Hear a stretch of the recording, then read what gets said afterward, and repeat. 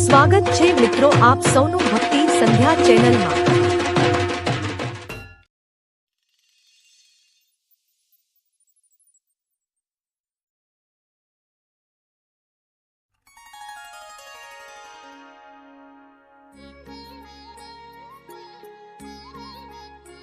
નમસ્કાર ભક્તો, જય શ્રી કૃષ્ણ, રાધે રાધે।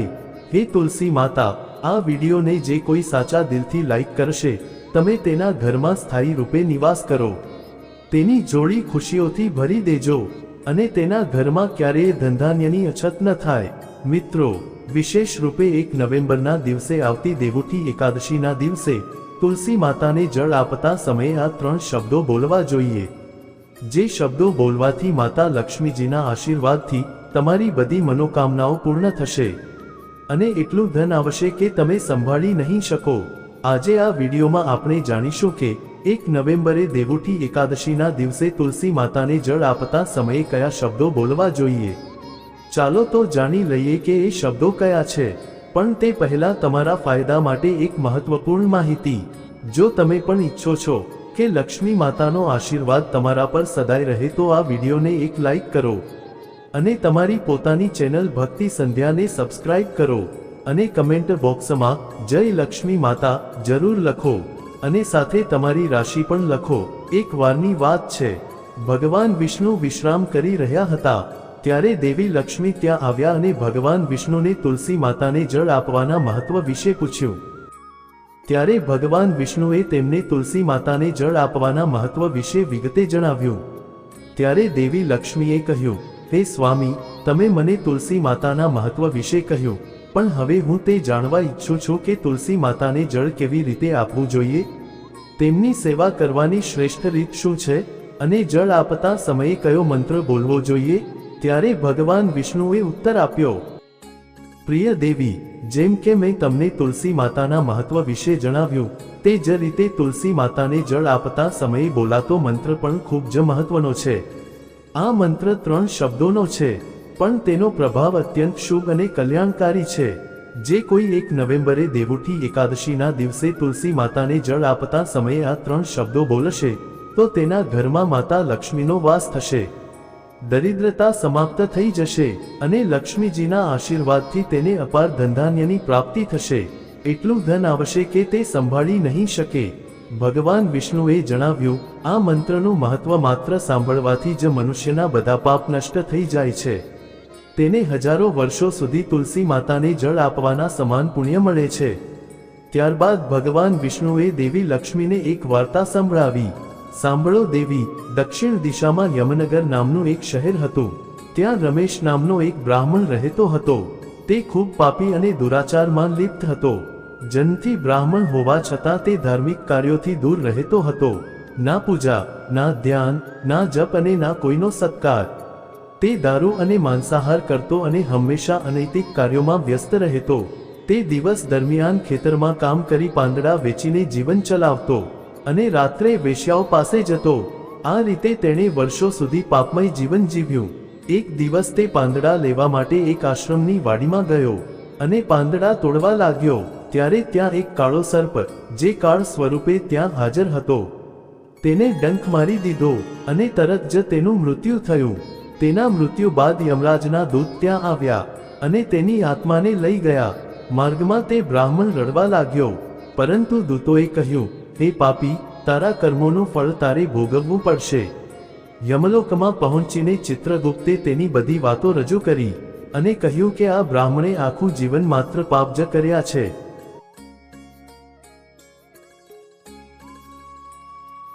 ધર્મરાજે કહ્યું, આ પાપીને નરકમાં નાખો। ત્યાં તેને અગ્નિમાં નાખી દઈ ભયાનક યાતના આપવામાં આવી। વર્ષો સુધી યાતના સહન કર્યા બાદ તેને આગળના જન્મમાં બળદ રૂપ મળ્યું। તે બળદ ભારે કામ કરતો અને વર્ષો પછી જ્યારે તે નબળો પડ્યો ત્યારે તેના માલિકે તેને એક લંગડા માણસને વેચી દીધો। તે માણસ માટે તે બળદ વર્ષો સુધી કામ કરતો રહ્યો। એક દિવસ બળદ ખૂબ થાકી ગયો અને પહાડ પર ચડતા ચડતા ઢળી પડ્યો। લોકોએ તેને પાણી પીવડાવવાનો પ્રયાસ કર્યો। ત્યાં એક પુણ્યાત્મા માણસ હતો, તેને પોતાના પુણ્યનો થોડો ભાગ તે બળદને આપ્યો। જ્યારે એ પુણ્યાત્મા મનુષ્યએ બળદને પોતાનું પુણ્ય આપી દીધું ત્યારે ત્યાં ઊભેલા અન્ય લોકોએ પણ પોતાનું પુણ્ય તે બળદને આપવાનું શરૂ કર્યું. એ ભીડમાં એક વૈશ્યા પણ ઊભી હતી. બધા લોકો તે બળદને પોતાનું પુણ્ય આપી તેનો ઉદ્ધાર કરવા લાગ્યા. આ જોતા તે વૈશ્યાએ પણ પોતાનું પુણ્ય તે બળદને આપી દીધું. થોડા સમય પછી તે બળદનું મૃત્યુ થઈ ગયું. ત્યારબાદ ત્યાં યમદૂત આવ્યા અને તે બળદના શરીરમાંથી તે બ્રાહ્મણની આત્માને લઈ ગયા. યમલોક પહોંચ્યા પછી તેને યમરાજ સમક્ષ રજૂ કરવામાં આવ્યો. ચિત્રગુપ્તે જ્યારે તેનું લખાણ જોયું ત્યારે તેઓ આશ્ચર્યચકિત થઈ ગયા, કારણ કે વૈશ્યાએ આપેલા પુણ્યના પ્રભાવથી તેના બધા જન્મોના પાપ નષ્ટ થઈ ગયા હતા. ત્યારબાદ યમરાજ બોલ્યા, હે બ્રાહ્મણ, તે વૈશ્યાએ તને પોતાનું પુણ્ય આપીને તારા પર મોટો ઉપકાર કર્યો છે. તેના પુણ્યના પ્રભાવથી તારા બધા પાપ નષ્ટ થઈ ગયા છે. આથી તને હવે ફરીથી મનુષ્ય જન્મ મળશે. આ રીતે તે બ્રાહ્મણ પૃથ્વી પર એક ઉત્તમ બ્રાહ્મણ કુળમાં જન્મ્યો. તે મહાપુણ્યના પ્રભાવથી તેને પોતાના પૂર્વ જન્મની બધી વાતો યાદ આવવા લાગી. જ્યારે તે મોટો થયો ત્યારે તેને યાદ આવ્યું કે પાછલા જન્મમાં જ્યારે તે બળદ હતો ત્યારે એક વૈશ્યાએ તેને પોતાનું પુણ્ય આપ્યું હતું. તેણે તે વૈશ્યાને શોધવાનું નક્કી કર્યું અને તેના શહેરમાં પહોંચ્યો. ત્યાં તે વૈશ્યા હવે વૃદ્ધાવસ્થામાં પહોંચી ગઈ હતી. તે બ્રાહ્મણ તેની પાસે જઈને વારંવાર પ્રણામ કરવા લાગ્યો અને તેને આભાર માનવા લાગ્યો. વૈશ્યાએ પૂછ્યું, હે બ્રાહ્મણ શ્રેષ્ઠ, તમે કોણ છો અને મને કેમ નમસ્કાર કરો છો? મેં તમારા પર શું ઉપકાર કર્યું છે કે તમે મને આભાર માનો છો? બ્રાહ્મણ બોલ્યો, હે માં, હું એ જ બળદ છું જેને તમે પોતાનું પુણ્ય આપીને જીવદાન આપ્યું હતું. મારા પાપ કર્મોના કારણે મને બળદ રૂપ મળ્યું હતું. તે પર્વત પર જ્યારે હું મૃત્યુ પામી રહ્યો હતો ત્યારે તમે તમારું પુણ્ય મને આપ્યું હતું. તેના પ્રભાવથી જ મને આ માનવ જન્મ મળ્યો છે અને મને મારા બધા પૂર્વ જન્મની વાતો યાદ છે. પણ હે માં, હું અહીં આ જાણવા આવ્યો છું કે તમે મને કયું પુણ્ય આપ્યું હતું જેના કારણે મારા બધા પાપ નષ્ટ થઈ ગયા. ત્યારે વૈશ્યા બોલી, હે બ્રાહ્મણ શ્રેષ્ઠ, મેં મારા જીવનમાં કોઈ મોટું પુણ્યકર્મ કર્યું નથી, પણ મારા ઘરે એક પોપટ છે જે પિંજરામાં રહીને હંમેશા કંઈક બોલતો રહે છે. તેના શબ્દો સાંભળીને મારું અંતઃકરણ પવિત્ર થઈ ગયું. એ જ મંત્ર મેં તને પુણ્ય સ્વરૂપે આપ્યો હતો. ત્યારબાદ તે વૈશ્યા અને બ્રાહ્મણ બંને તે પોપટ પાસે ગયા અને પૂછ્યું, હે શુક, તમે કયો મંત્ર બોલો છો જેના કારણે અમારા જીવનનો ઉદ્ધાર થયો? આ મંત્ર તમને કોણે શીખવ્યો અને તેનો અર્થ શું છે? ત્યારે પોપટે પોતાના પૂર્વ જન્મનો વિવરણ આપવાનું શરૂ કર્યું. તે બોલ્યો, હે બ્રાહ્મણ શ્રેષ્ઠ, પાછલા જન્મમાં હું એક બ્રાહ્મણ હતો. મને મારા જ્ઞાનનો ખૂબ અહંકાર હતો. મેં ક્યારેય ગુરુજનોનું સન્માન કર્યું નહીં, પરંતુ વારંવાર તેમનું અપમાન કર્યું. મારા અહંકારના કારણે હું ક્રોધી અને દ્વેષી બની ગયો. બધાને હું તુચ્છ માનતો અને વિદ્વાનોનું અપમાન કરતો હતો. કાળક્રમે મારી મૃત્યુ થયું અને મને યમલોક લઈ જવામાં આવ્યો. ગુરુજનો અને પૂજનીય વ્યક્તિઓનું અપમાન કરવાના કારણે મને પોપટ તરીકે જન્મ મળ્યો. પોપટના રૂપમાં જન્મ્યા પછી નાની ઉંમરે જ મારા માતા પિતાનો સાથ છૂટી ગયો. હું એકલો વૃક્ષની ડાળ પર બેઠો રડી રહ્યો હતો. ત્યારે ત્યાંથી કેટલાક ઋષિમુનિઓ પસાર થઈ રહ્યા હતા. તેમણે મારી દયનીય હાલત જોઈ અને મને પોતાના આશ્રમમાં લઈ ગયા. આશ્રમમાં તેમણે મને સુંદર પિંજરામાં રાખ્યો અને મારી સારી રીતે સંભાળ લીધી. દરરોજ તે ઋષિમુનિઓ, તેમની પત્નીઓ અને બાળકો તુલસી માતાને જળ અર્પણ કરતા અને એક મંત્રનો જાપ કરતા. તેમના મુખેથી વારંવાર તે મંત્ર સાંભળી મેં તેને યાદ કરી લીધો. ત્યારેથી હું એ જ મંત્રનો જાપ કરું છું. તે મંત્રના પ્રભાવથી મારા જીવનમાં કેટલાય સકારાત્મક ફેરફાર આવ્યા. મને મારા પાપોનો પસ્તાવો થયો અને મારું મૃત્યુ પણ ટળી ગયું. મારું આયુષ્ય 100 વર્ષ થયું. એક રાત્રે એક ચોર આશ્રમમાં આવ્યો અને મને ચોરીને લઈ ગયો. પછી આ વૈશ્યાએ મને તે ચોર પાસેથી ખરીદી લીધો. તેના ઘેર આવ્યા પછી પણ હું એ જ મંત્ર બોલતો રહ્યો.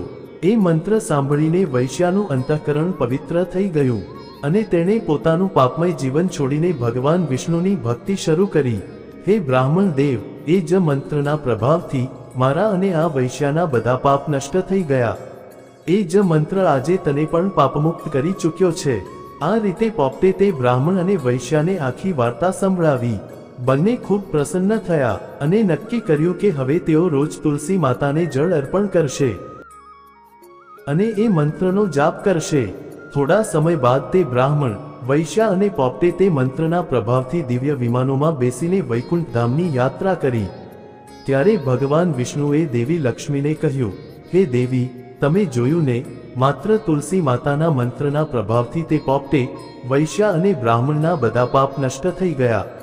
આથી દરેક મનુષ્યએ દેવઉઠી એકાદશીના દિવસે તુલસી માતાને જળ અર્પિત કરતા આ મંત્રનો જાપ કરવો જોઈએ.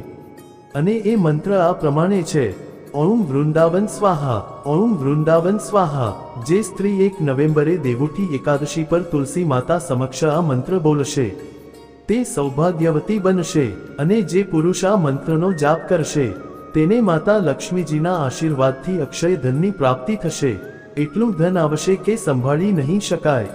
જે ઘરમાં દેવઉઠી એકાદશીના દિવસે તુલસી માતાની પૂજા થશે ત્યાં લક્ષ્મીજીનો સદાય વાસ રહેશે. તુલસી માતાનો આ મંત્ર ફળદાયી અને સિદ્ધિપ્રદ છે. સ્ત્રીઓએ સ્નાન કર્યા પછી વાળ બાંધીને માથામાં સિંદૂર લગાવી તુલસી માતાને જળ અર્પિત કરવું જોઈએ. સાથે પરિક્રમા પણ કરવી જોઈએ. સાંજના સમયે તુલસી માતા પાસે દીવો પ્રગટાવતા ઘરમાં સુખ અને સમૃદ્ધિ આવે છે. ભગવાન વિષ્ણુની પૂજા તુલસી વિના અધૂરી છે. તુલસીનું એક પાન અર્પણ કરવાથી ભગવાન એટલા પ્રસન્ન થાય છે જેટલા હજારો અમૃતના ઘડાથી નહાવાથી પણ નહીં થાય. જે વ્યક્તિ તુલસી માતાનું સન્માન કરશે અને 1 નવેમ્બરે દેવઉઠની એકાદશી પર આ મંત્રનો જાપ કરશે તેને આ લોકમાં જ નહીં પરંતુ પરલોકમાં પણ શુભ ફળ મળશે.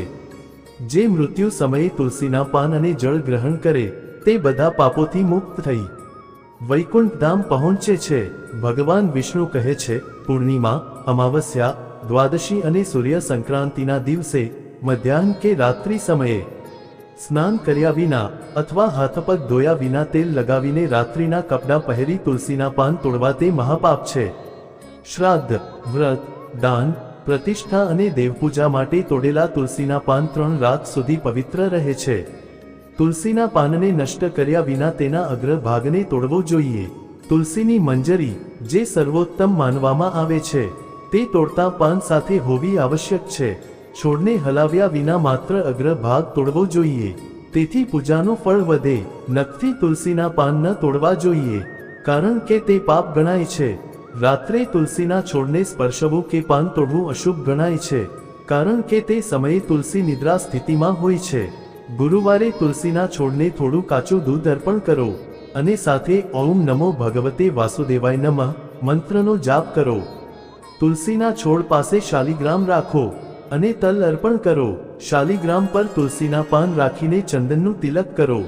જો કોઈ સ્ત્રી માસિક ધર્મમાં હોય તો તેને તુલસીની પૂજા કરવી ન જોઈએ કારણ કે તે સમયે તુલસીનો સ્પર્શ પાપરૂપ છે જેના કારણે દુર્ગતિ થઈ શકે છે.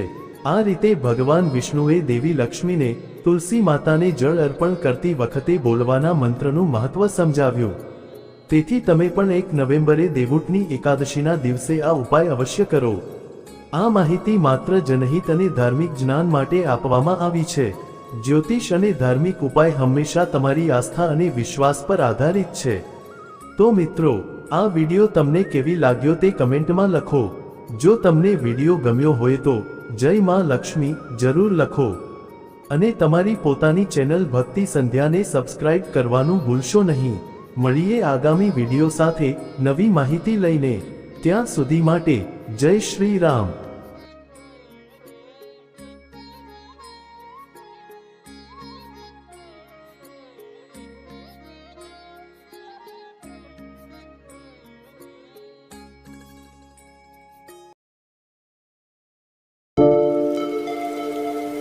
you